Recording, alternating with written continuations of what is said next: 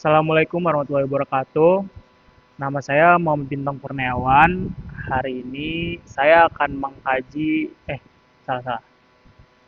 Assalamualaikum nama prodi mengkaji buku. Assalamualaikum warahmatullahi wabarakatuh. Nama saya Muhammad Bintang Kurniawan dari program studi Ilmu Komunikasi semester 2. Dan hari ini saya akan mengkaji buku Scientific Miracles in the Quran and Sunnah, History and Guidelines. Buku ini tentang apa sih? Jadi buku ini itu menjelaskan apa itu mukjizat ilmiah, sejarah kajian mukjizat ilmiah, dan pedoman batasan agar tidak salah tafsir. Pertama kita ke bab 1. Apa itu mukjizat ilmiah atau ijaz ilmi? Mukjizat ilmiah adalah kesesuaian Al-Quran dan Sunnah dengan fakta ilmiah yang sudah terbukti secara pasti yang mustahil diketahui manusia pada zaman Nabi Muhammad SAW tanpa wahyu. Contoh, bukan teori, tapi fakta ilmiah yang sudah mapan. Langsung aja ke bukunya. Preface. Praise to be Allah who says what's meant. Say, if mankind and the jinn gathered in order to produce the like of this Quran, they could not produce like of it, even if they were to each other assistant. Quran Surat Al-Isra ayat 88. Artinya, katakanlah, sesungguhnya jika manusia dan jin berkumpul untuk membuat yang serupa dengan Al-Quran ini, mereka tidak akan mampu membuat yang serupa dengannya, sekalipun sebagian mereka saling membantu satu sama lain. The Quran is a book that falsehood cannot approach from ahead or behind. Humans fail to imitate its eloquence, style, and legislation, as well as show its relativism of the past and the future, and fact which scholars have submitted to Allah said what's meant, and those who have been given the knowledge see that what is revealed to you from your Lord is the truth, and it guides to the path of the exalted in might the truth. Quran Surat As-Saba ayat 6. Al-Quran merupakan kitab suci yang tidak dapat dimasuki oleh kebatilan, baik dari depan maupun dari belakangnya. Manusia tidak mampu menandingi keindahan bahasanya, gaya penyampaiannya, sistem hukumnya, maupun kandungan yang mencakup peristiwa masa lalu, masa depan, dan berbagai fakta yang kemudian dibuktikan oleh para ilmuwan. Allah Ta'ala berfirman, yang artinya, dan orang-orang yang diberi ilmu mengetahui bahwa apa yang diturunkan kepadamu dari Tuhanmu itulah kebenaran, dan ia menjuluki kepada jalan dan ia menunjuki kepada jalan Tuhan yang Maha Perkasa lagi Maha Terpuji. Quran Surat Saba ayat 6. Also says, what mean? We will show them our sin in the horizon and within themselves until it becomes clear to them that is it the truth. But is it not sufficient concerning your Lord that He is over all things a witness? Quran Surat Al-Fusilat ayat 53. Allah juga berfirman, yang artinya, kami akan memperlihatkan kepada mereka tanda-tanda kekuasaan kami di segenap penjuru dan pada diri mereka sendiri, sehingga jelaslah bagi mereka bahwa Al-Quran itu adalah kebenaran.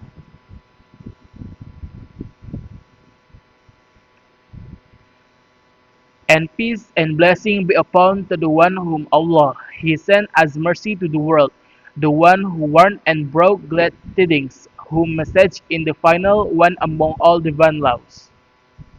Salawat dan salam semoga dicurahkan kepada Nabi Muhammad SAW yang diutus sebagai rahmat bagi seluruh alam, pembawa peringatan dan kabar gembira serta penutup seluruh risalah kenabian.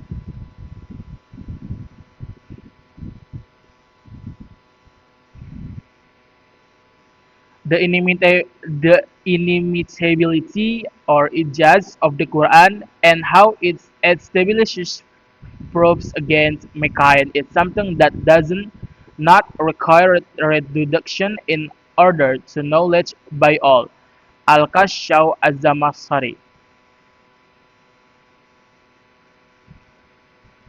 Kemukjizatan ijaz Al-Quran dan kemampuannya dalam menegakkan hujah atas umat manusia merupakan sesuatu yang tidak membutuhkan pembuktian panjang untuk diakui oleh semua pihak. Al-Walid bin Al-Mughirah. salah seorang tokoh Quraisy yang menentang Islam, pernah menggambarkan Al-Quran dengan berkata, Al-Walid ibn al-Mughira Asyad Disabler described the Quran as such by Allah the words, He, Muhammad, say have a certain sweetness and luster. It, the Quran, is fruitful from above and abundant from below it. Cedars what is beneath. Is it high? Nothing it above it. Tafsir Ibn Razak, Tafsir At-Tabari.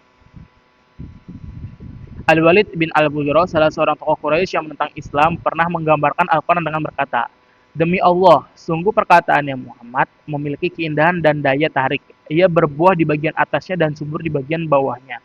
Ia menghancurkan apa yang berada di bawahnya dan tidak ada sesuatu pun yang lebih tinggi darinya.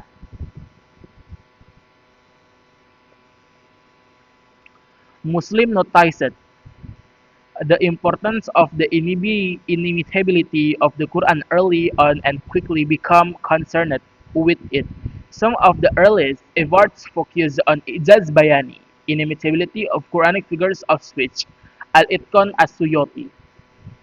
Sejak awal, kaum muslimin telah menyadari pentingnya kemujizatan Al-Quran. Perhatian ini mereka mula-mula tertuju pada ijaz bayani, kemukjizatan dari sisi bahasa dan retorika. As such was most prominent in establishing proof in the time of the Prophet ﷺ because the Arabs excelled in the oratory arts. Therefore, the Quran established proof against them in the same way that the other prophet used physically signs that could not be imitated by their people. Karena aspek inilah yang paling kuat dalam menentang bangsa Arab pada masa turunnya Al-Quran. Mengingat mereka sangat unggul dalam seni bahasa dan sastra, maka Al-Quran datang menentang mereka dengan sesuatu yang berada dalam wilayah keunggulan mereka sendiri. Allah Al-Makki say, And is it not sufficient from what related to your book which is recited to them? Indeed, in that is a mercy and reminder for our people who believe.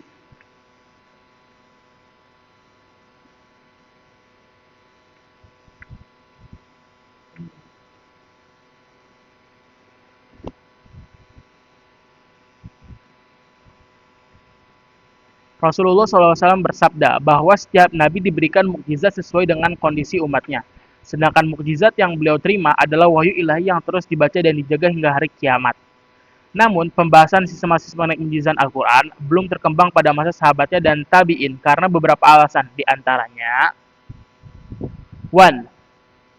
Because the companions witnessed the inability of their opponents to overthrow they were also submissive to the Quran. Later, opposition to Islam would come to end of the Arabian Peninsula.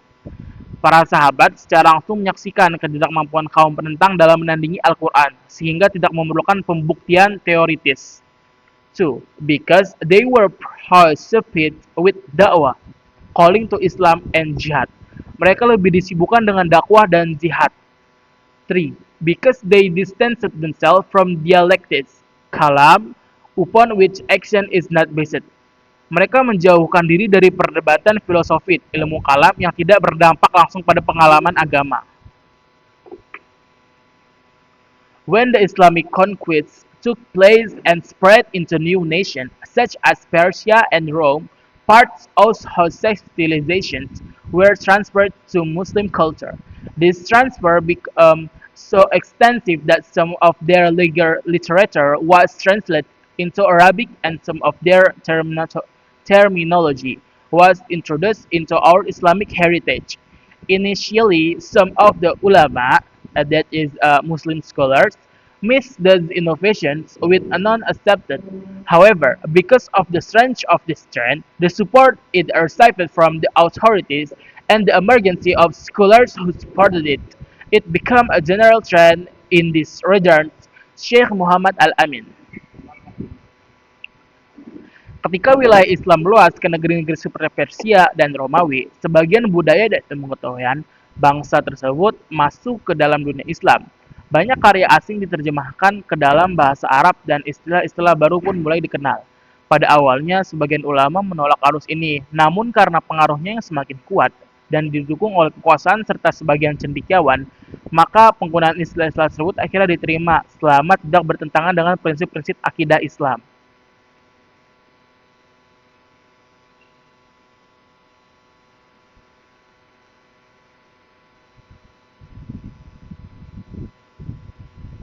Okay, where is now we gonna do logic of this.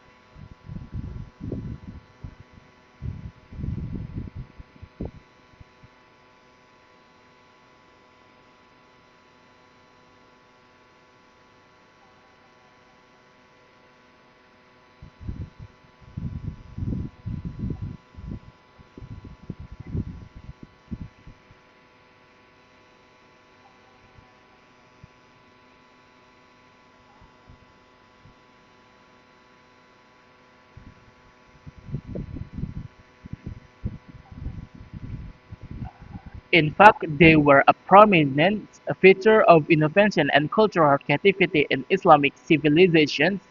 They did not violate the principles and objectives of Islam of the Arabic language.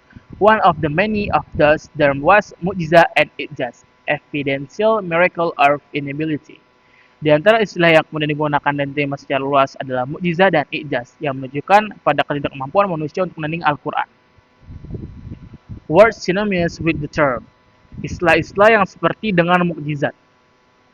Despite its come, I have now found out the term ijaz. Meskipun istilah ijaz populer digunakan, kata tersebut tidak secara eksplisit ditemukan dalam Al-Quran maupun Sunnah dengan makna terminologinya.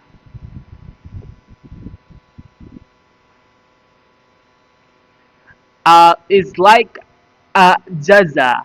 It did not find anything in of this meaning, and the meaning is tanda and bayinah yang artinya bukti yang jelas, burhan, evidence yang artinya argumen yang kuat, and sultan, otoritas atau hujah.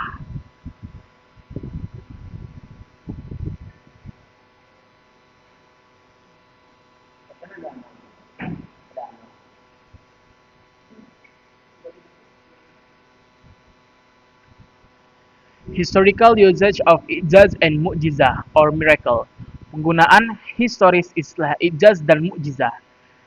It can be traced according to the following how the terms first appeared and become used conventionally.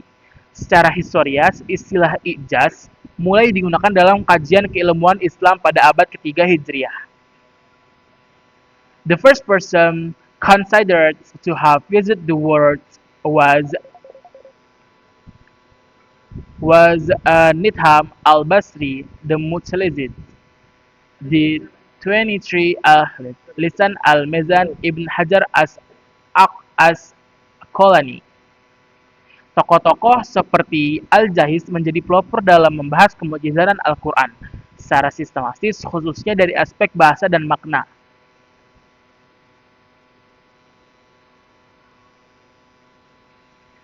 The first to carry out research at the UC Accord into available search was Abu Uthman Amr ibn Bahr al-Janid.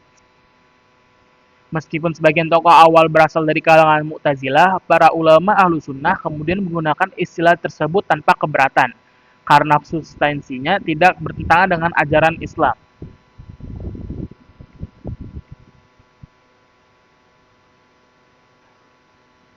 Al-Jaid word indicates that the issue was discussed before him.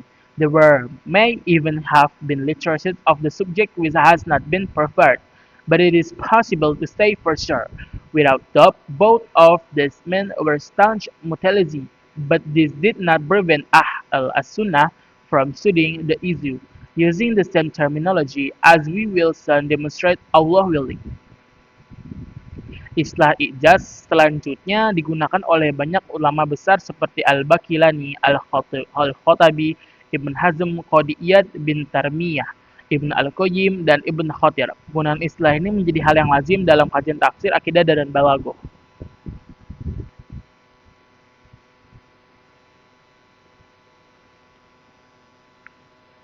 This is the first instance associated with ijaz in the Quran, although not used as word jaz is used here. Such can be found explicitly used by both scholars of tafsir and hadith, as was demonstrated with the citations from Al-Khattabi, Ibn Hazm, Iyad, Ibn Taymiyyah, and Ibn Hajar. May Allah have mercy of them. The term is predominantly used by scholars of principles of doctrine, usul, script, akidah, and rhetoric balaghah. It also appears that the idea behind the study of rhetoric stemmed from the issue of ijaz, as is the view of Professor Naim al-Khamis as he states. Without doubt, the idea of the miraculous nature of the Quran was one of the stronger motivates in the origins of the study of rhetoric, if not the stronger altogether. Kemujizatan Al-Quran pada dasarnya merujuk pada ketidakmampuan manusia, baik bangsa Arab maupun non-Arab, untuk menghasilkan satu surah pun yang sebanding dengannya meskipun tantangan tersebut terbuka sepanjang masa. The definition of a miracle, ijaz and mu'jiza, language and terminology. Definisi mukjaz dan mukjizat ilmiah.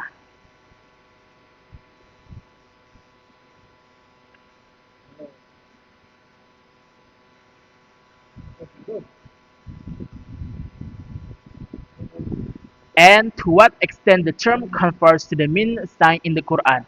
Ibn Matar states, if it said ajaza ya'juzu, to be unable to do something when one fail or is too weak to do some, mu'jiza is one of the mu'jizats, miracle. One of the prophets, peace be upon them, Makayis al-Lughah bin Faris. Ibn Hajar states, mu'jiza is a nominal agent, ism fa'il for ijaz or inability. It is named so because of their inability to refer it. The letter ha at the end is a is for emphasis or it indicated. That is an adjective for an non-process noun. The terminology of mu'jiza is a supernatural occurrence associated with a challenge that cannot be opposed. Fat al-Bari 6x82. Secara bahasa, mukjizah berarti sesuatu yang melemahkan atau menjadikan pihak lain tidak mampu menandingi. Secara istilah, mukjizat adalah peristiwa luar biasa yang disertai tantangan dan tidak dapat ditandingi oleh manusia. Adapun mukjizat ilmiah atau izat ilmi adalah keterkaitan Al-Quran dan Sunnah dengan fakta-fakta ilmiah yang terbukti. Yang telah terbukti secara empiris yang mustahil diketahui manusia pada masa Nabi Muhammad SAW tanpa wahyu dari Allah.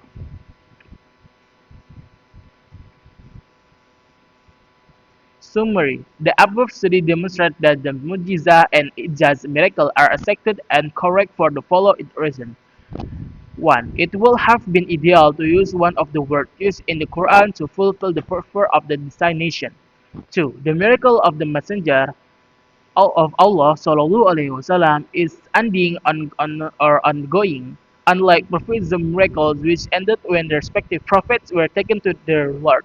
The meaning of the term ijaz is unanimously accepted. It means the inability of the Arabs and others to come up with a surah such as one from the Quran.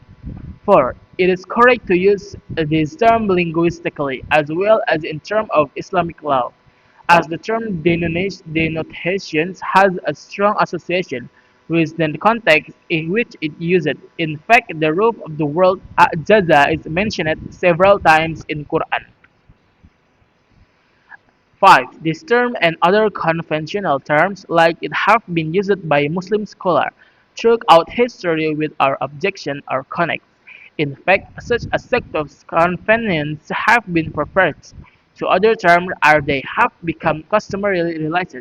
Al-Mustafa Al-Ghazali, even though they were not known in the era of the companions and their successors, may Allah be pleased with all of them. 6. Of necessity is such terms were dismantled and there's constructed supposing that such was even possible, would be both problematic and chaotic as the terms era assimilate in the Islam heritage and in the minds of Muslim scholars and intellectuals.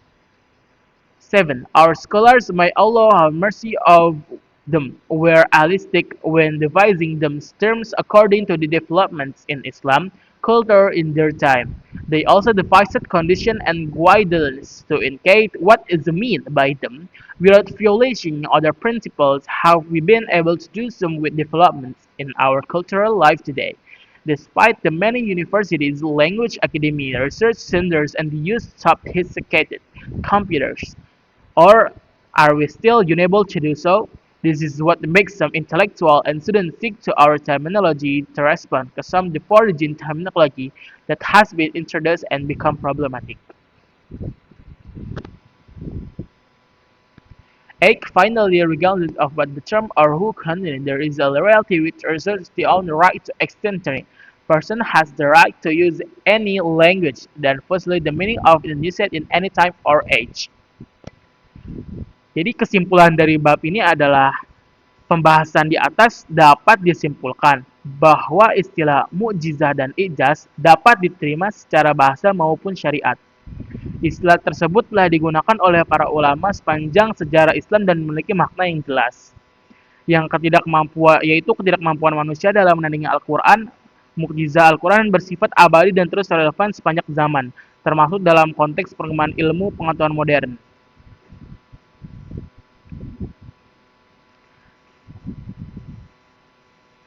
Jadi mukjizat ilmiah itu kesesuaian Al-Quran dan Sunnah dengan fakta ilmiah yang sudah terbukti secara pasti. Jadi mereka tuh sudah terbukti pada zaman Nabi dan sudah tertulis dalam Quran, Sunnah, dan dengan fakta ilmiah yang sudah terbukti pada zaman Nabi Muhammad SAW. Misalnya contohnya ya bukan teori, tapi benar-benar fakta ilmiah yang sudah terjadi dan memang sudah banyak yang mengetahui.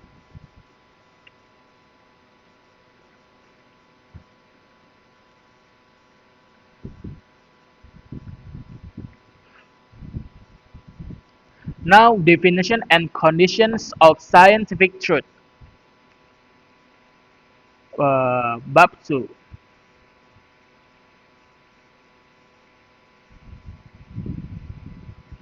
Sejarah kajian mukjizat ilmiah.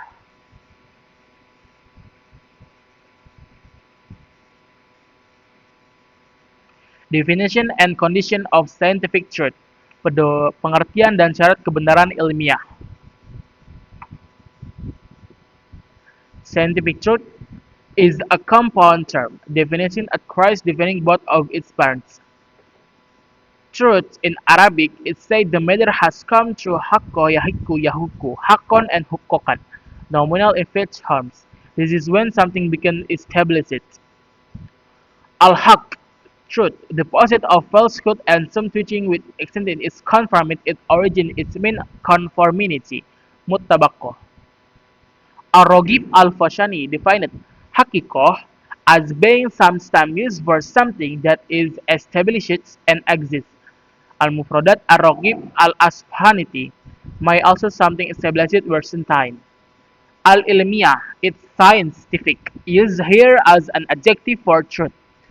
Ilm, knowledge, which is the root of ilmi, which is in this context means scientific. According to this reality, at Tarifa, what is in truth is approach knowledge.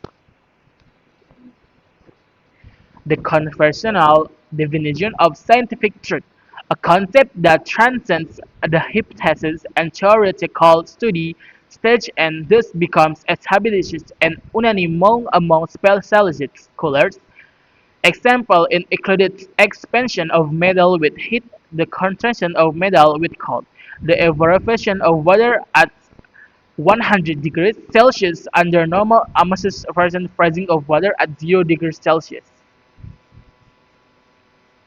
So, kebenaran ilmiah, al-hakikoh al-ilmiah, merupakan istilah majemuk yang terdiri dari dua unsur, yaitu kebenaran dan ilmiah. Oleh karena itu, pemahamannya harus mencakup keduanya. Secara bahasa, al-hakikoh berarti sesuatu yang tetap. dan nyata keberadaannya. Kebenaran adalah lawan dari kebatilan dan menunjukkan kesesuaian antara sesuatu dengan realitas yang sebenarnya. Sementara itu, kata ilmiah berasal dari ilmu, pengetahuan yang bermakna pemahaman terhadap sesuatu sesuai dengan hakikatnya. Dalam konteks ini, yang dimaksud adalah pengetahuan empiris yang diperoleh melalui observasi dan eksperimen. Secara terminologis, kebenaran ilmiah adalah konsep yang telah melewati tahap hipotesis dan teori, kemudian diterima secara pasti dan disepakati oleh para ilmuwan dan dalam bidangnya.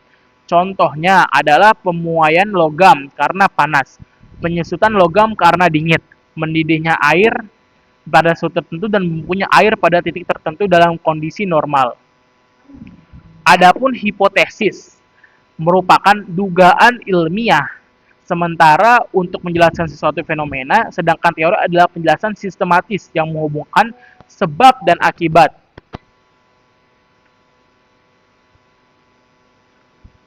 I'm sorry. Adapun hipotesis merupakan dugaan ilmiah sementara untuk penjelasan suatu fenomena, sedangkan teori adalah penjelasan sistematis yang menghubungkan sebab dan akibat, namun tetap bersifat terbuka untuk dikaji ulang. Oleh karena itu, teori tidak dapat disamakan dengan kebenaran ilmiah yang bersifat pasti. Berdasarkan hal tersebut, buku ini menegaskan bahwa mukjizat ilmiah tidak boleh didasarkan pada teori atau hipotesis, melainkan hanya pada fakta ilmiah yang telah terbukti secara pasti.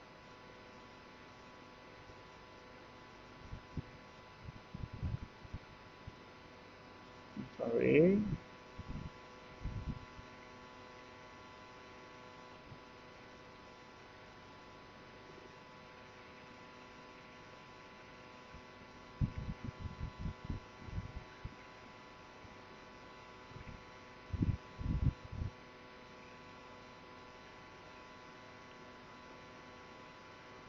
Guidelines for determining the exact relationship between the next and fact. Langkah-langkah metodologis kajian mukjizat ilmiah.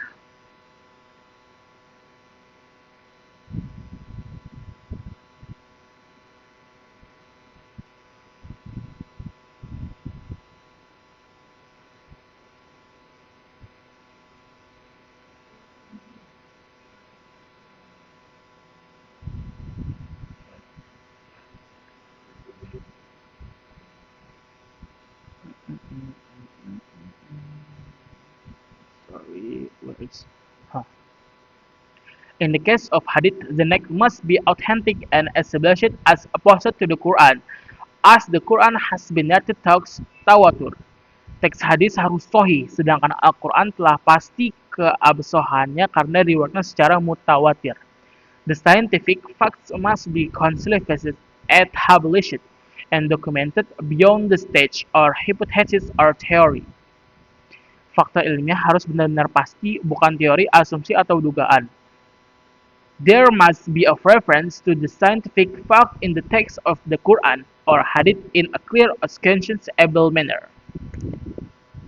Terdapat isyarat yang jelas dalam Al-Quran atau Sunnah terhadap fakta ilmiah tersebut, tanpa pemaksaan dan makna. Jadi apabila syarat-syarat ini terpenuhi, maka penempatan mukjizat ilmiah dapat dilakukan dengan tetap memperhatikan pedoman berikut.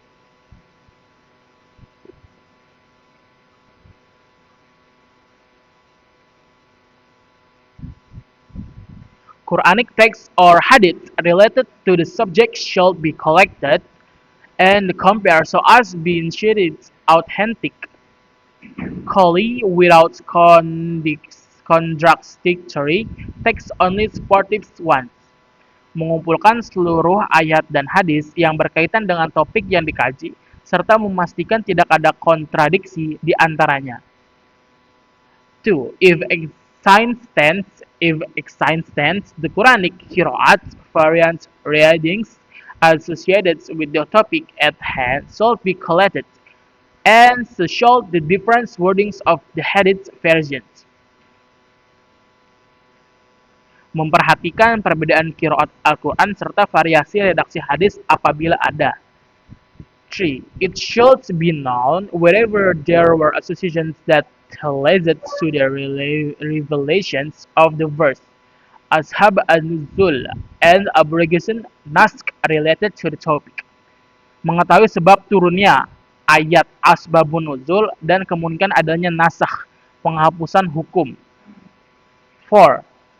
There should be an attempt to understand the text under study according to the mindset of the Arabs at the time of revelation as systemic tends to shift over time.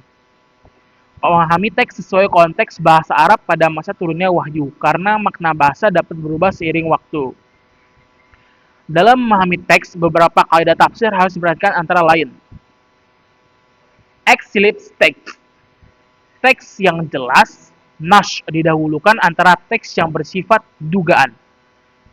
Knowledge of letters and not interpreting any letter of attributing a meaning or not indicated by the Arabic language to it. Tidak menisbatkan makna pada kata atau huruf yang tidak dikenal dalam kaidah bahasa Arab.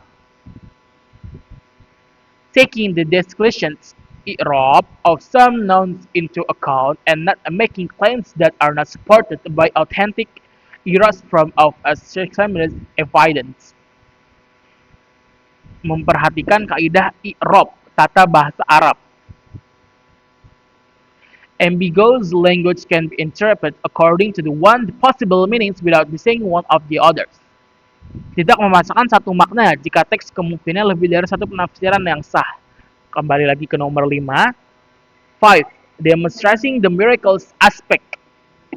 Menjelaskan sisi kemukjizatan dengan menghubungkan fakta ilmiah dan teks wahyu secara sederhana, jelas dan objektif.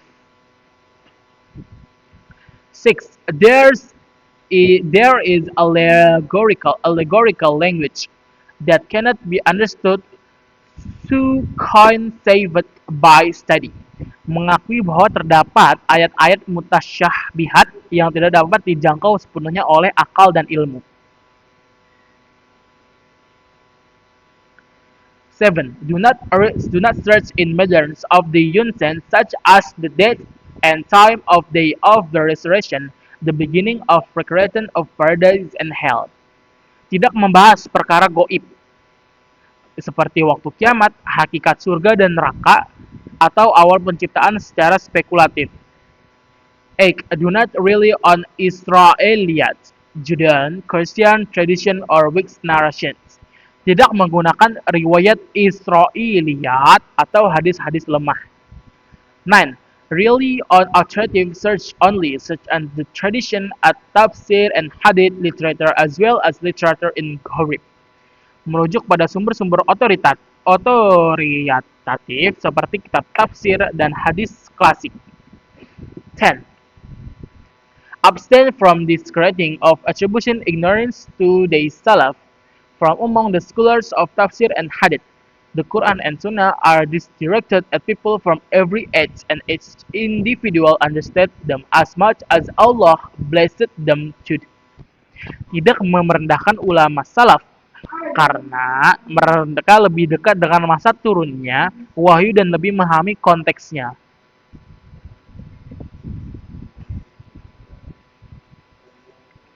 Okay, we go to the linguistic and conventional definition of tafsir. Sikap ilmiah dan etika penelitian mukjizat ilmiah.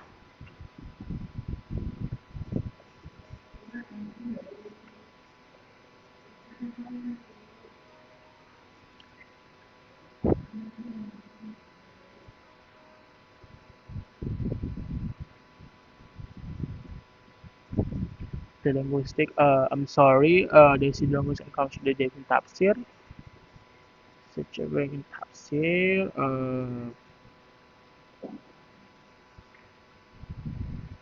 There's the ruling of scientific tafsir, of tafsir ilmiah.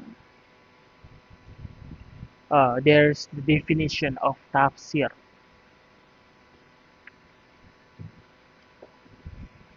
Scientific tafsir is the personal judgment, ijtihad of tafsir scholar. of the tafsir scholar is finding relationship between Quranic verse and this enhancement is empirical sign in a way that demonstrates that miracles nature of the Quran and indicates that search of the Quran and its validity for every time and place. Tafsir ilmiah adalah ijtihad seorang mufasir dalam mengaitkan ayat-ayat Al-Quran dengan penemuan ilmu pengetahuan alam untuk menunjukkan kemukjizatan Al-Quran dan relevansinya sepanjang zaman. Namun, tafsir ilmiah harus dibangun di atas teori yang sangat kuat dan hampir mendekati kepastian. Tafsir secara, saya ulangi lagi mungkin karena tadi belum jelas, tafsir secara bahasa berarti menjelaskan dan menyingkap makna. Secara istilah, tafsir adalah ilmu yang membahas makna ayat-ayat Al-Quran, hukum dan hikmah yang terkandung di dalamnya. The ruling on scientific tafsir, hukum tafsir ilmiah. Para ulama berbeda pendapat mengenai tafsir ilmiah. Pendapat yang lebih kuat menyatakan bahwa tafsir ilmiah dibolehkan selama memenuhi syarat-syarat berikut. 1. Knowledge of the rules of tafsir, menguasai kaidah tafsir dan bahasa Arab. 2. Knowledge of linguistic divides and rules of grammar and theory, memahami prinsip-prinsip syariat Islam.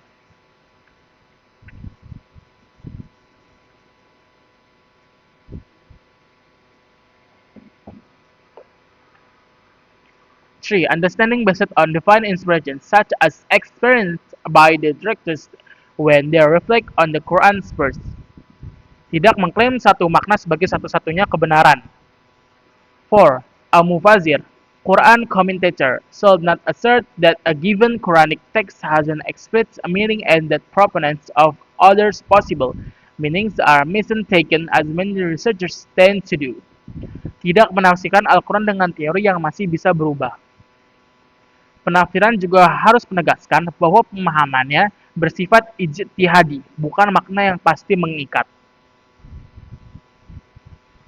Principles of tafsir that are unanimous among Muslim scholars. I'm sorry. The difference between the scientific tafsir and scientific miracle. Jadi itu ada perbedaan tafsir ilmiah dan mukjizat ilmiah. The first, yang pertama, the study of scientific miracles is limited to finding consistency between Islamic textual truth and natural truth. Scientific tafsir deal with theory and implicit reference. Mukjizat ilmiah hanya membahas kesesuaian teks wahyu dengan fakta ilmiah yang pasti, sedangkan tafsir ilmiah dapat mencakup teori. 2. The study of scientific miracle is unanimously accepted by tafsir scholars, whereas the scientific approach to tafsir is controversial and is even forbidden according to some scholars. Mukjizat ilmiah lebih disepakati oleh para ulama, sedangkan tafsir ilmiah masih diperdebatkan. 3. Failure to adhere to guidelines and conditions of scientific tafsir could lead to a false interpretation of the Book of Allah, as the scope for misinterpretation is wide. 3. Many contemporary researchers have fallen into serious error in attempt to find consensus between impression of the relevant and incorrect theory and hypothesis. Risiko kesalahan dalam tafsir ilmiah jadi lebih besar dibandingkan mukjizat ilmiah. Jadi dalam bab 2 ini dengan demikian kajian mukjizat ilmiah dinilai lebih aman, lebih objektif dan lebih sesuai dengan metodologi ilmiah dan keislaman. So, part 3. Langsung ke bab 3. Oke, bab selanjutnya bab 3. Nas explicit text. Linguistically, nas explicit text denotes a French and elevations. Conventionally, a nas is a text that has an unambiguous meaning such as the first word Allah said what it means. Say, He is Allah, who is one. Nas, teks explicit. Secara bahasa, nas menunjukkan makna tampak dan tinggi atau tegas. Secara istilah, nas adalah teks yang maknanya tidak ambigu, tegas dan pasti seperti firman Allah yang artinya, katakanlah, dialah Allah yang Maha Esa. And the second also is tohir, obvious or problem meaning of a text. Linguistically, this means separate and prominent. Conventionally is the initial meaning that comes to the mind of the audience in ambiguous texts. For an example, lion, Arabic Asad, can be interpreted as either a brave man or a predatory animal, but the latter is more evident and probable because Nas and Tohir have the same linguistic meaning of the word appearance. They are spread in the terms of terminology. Nas indicates the highest degree of outward appearance, and Tohir indicates outward appearance in an absolute sense. Zohir atau makna lahir yang tampak dan lebih mungkin. Secara bahasa, tampak dan menonjol. Secara istilah, ia adalah makna awal yang langsung terlintas di benak pendengar pada teks yang berpotensi ambigu. Contoh, kata singa dalam bahasa Arab itu asad, bisa bermakna lelaki, pemberani, atau hewan buas. Namun makna kedua lebih tampak dan lebih mungkin. Walaupun nas dan zohir sama-sama bermakna tampak secara bahasa, keduanya berbeda secara istilah. Nas menunjukkan tingkatan tertinggi dari ketegasan makna. Zohir menunjukkan makna lahir secara umum, namun masih bersifat dugaan kuat, bukan kepastian mutlak. Syekh Abdullah ibn Bayah, may Allah have mercy on him, states that a transitive outward state is stronger than an stressed outward state. Biggest text and the latter is Tohir. Apparent probable textual meaning, the former is more comprehensive than the latter at its significance. The highest degree and limits of outward appearance to door, while Tohir sticking out were appearance to door in absolute sense. Moreover, the verbal noun form of Nas has a greater emphatic effect than Tohir, which come is the form of an active participle. Subsequently, Tohir text cannot be used to drive the existence of a matter than the required certainly, such as scientific miracle. As such, meanings are problem and not divined. Syekh Abdullah ibn Bayan menjelaskan bahwa makna lahir yang bersifat transformatif lebih kuat daripada yang intransitif. Yang pertama adalah nas, yang kedua adalah zohir. Karena itu, teks zohir tidak dapat dijadikan dasar untuk menetapkan perkara yang menuntut kepastian, seperti mukjizat ilmiah, sebab maknanya zoni, probable, bukan yakini, pasti. The third, muawal, interpreted meaning. Yang ketiga adalah muawal, makna hasil perwakilan. It is derived from all yolu, to return. It is said the matter has turned out al in such a way. One example is where Allah says, what means seeking an interpretation suitable to them. That if they seek out what its meaning goes back of reverse to conveniently, muawal means to assign a less probable meaning to a wording because of explicit or contextual advance or kias.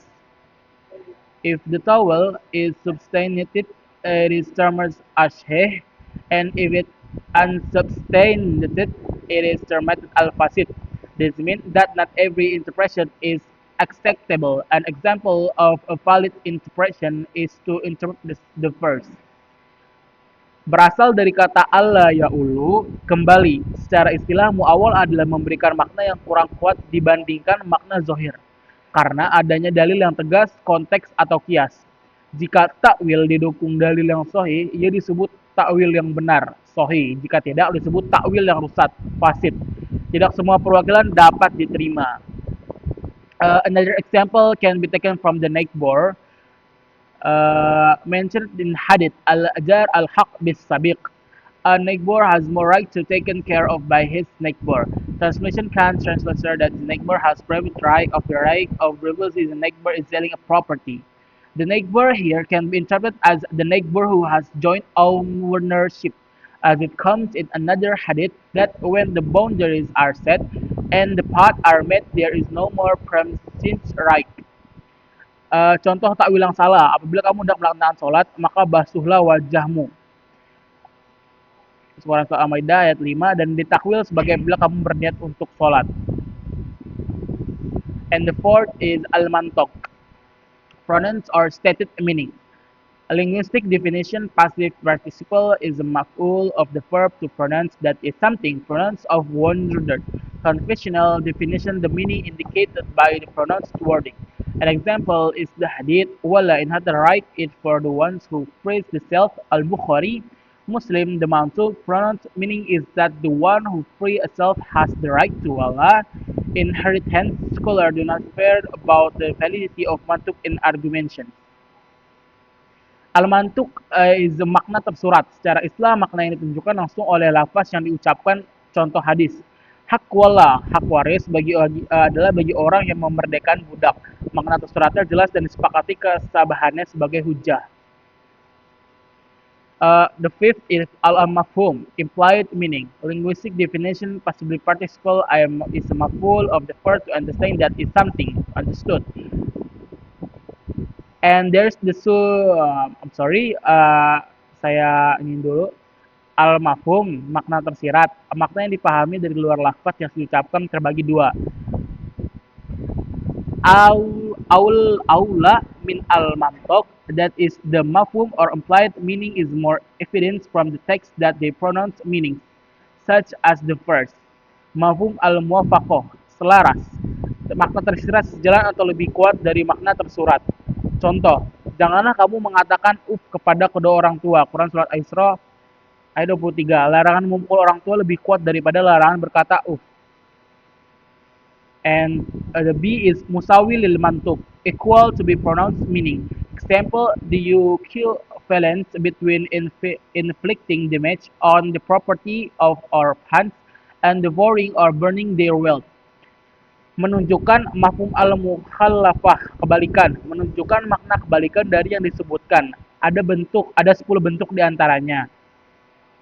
Mafhum Allah, mafhum sebat, mafhum as-sifah, mafhum sifat, mafhum as-sort, mafhum syarat, mafhum mafhum asyart, mafhum syarat, mafhum al-istina, mafhum batas atau mafhum goyah, mafhum al-goyah yang tadi sama aja. Habis itu mafhum al-hasr, yaitu mafhum eksklusivitas hasr yang paling kuat diantaranya, dan mafhum al-laqab, mafhum dibilang dan yang lain-lain.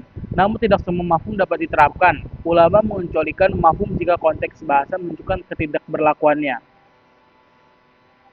And the sixth is general. A linguistic definition comprehensive conversational definition. A text that is inclusive of all of its subsets without inclusion. The linguist defines or umum generality. Dari katanya sudah umum ya untuk kita dengar, itu artinya memang umum. Teks yang mencakup seluruh individunya tanpa pengecualian. Penandanya antara lain kul, jami, isim ma'rifah, jamak, kata ganti relatif, dan lain-lain.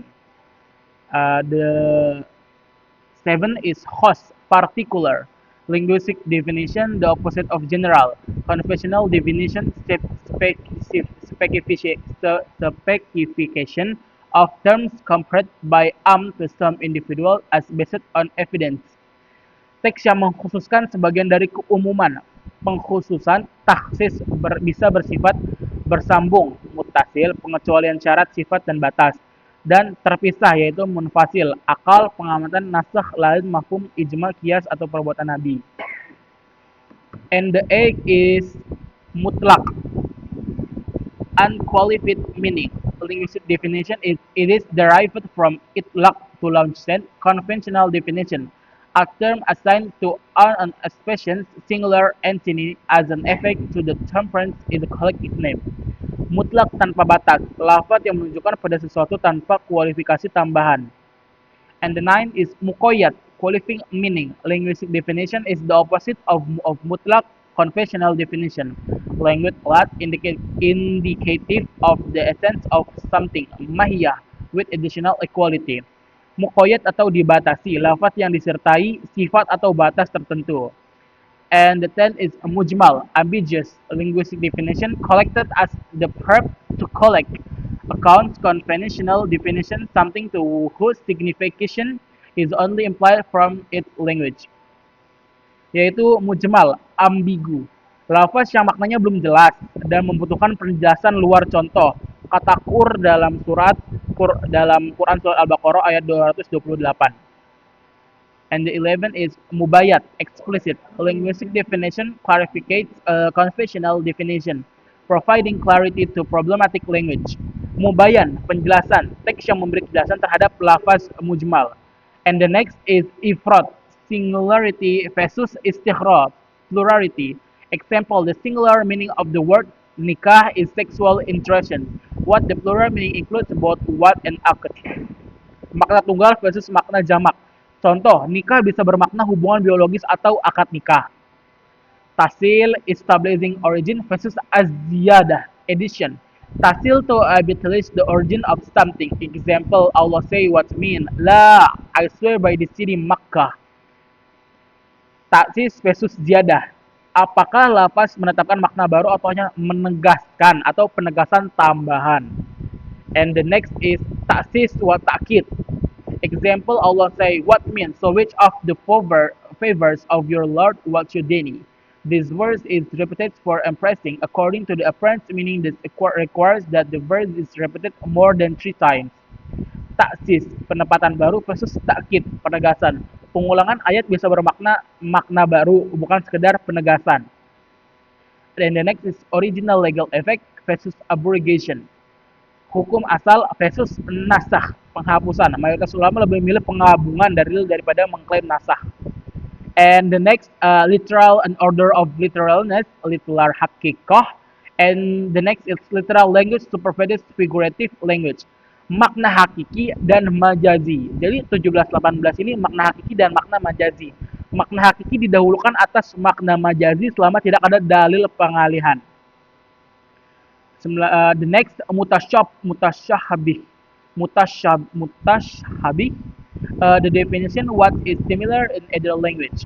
Hal-hal yang tidak dapat diketahui hakikatnya seperti waktu, kiamat, dan makhluk. Jadi yang tidak mungkin diketahui apa itu atau sesuatu tentang apa itu. Sorry. And the next is Israiliyat, yaitu ya sudah pasti Israel. Riwayat Bani Israel dibenarkan, dalil diterima, bertentangan dalil ditolak, tidak ada dalil didiamkan. And the next, zon. Then, presumption. The meaning is dugaan atau keyakinan berdasarkan dalil tidak pasti. And the next, yakin, certainly. Dari artinya kita sudah tahu, yaitu yakin, kepastian, keyakinan yang bebas dari keraguan dan sesuai realitas. And 23 is sahabah, lead the confidence. Sahabah, orang yang bertemu Nabi Muhammad SAW dalam keadaan beriman dan Muhammad sebagai Muslim. And the next is tabi'un, the meaning tabi'in, orang yang belajar Islam dari para sahabat. And 25, the scientific method, metode ilmiah, cara penyajian riset, objektif, damai, dan berbasis rujukan. 26 is research, peneliti, orang yang memiliki kapasitas intelektual, psikologis, dan kompetensi ilmiah. Okay, maybe this is the last. Mungkin ini yang terakhir dari buku ini, hanya sampai bab 3 saja. Sebelum saya tutup kajian ini, saya mohon maaf jika ada kesalahan dan mungkin memang banyak kesalahan yang saya lontarkan dari kalam saya. Wassalamualaikum warahmatullahi wabarakatuh.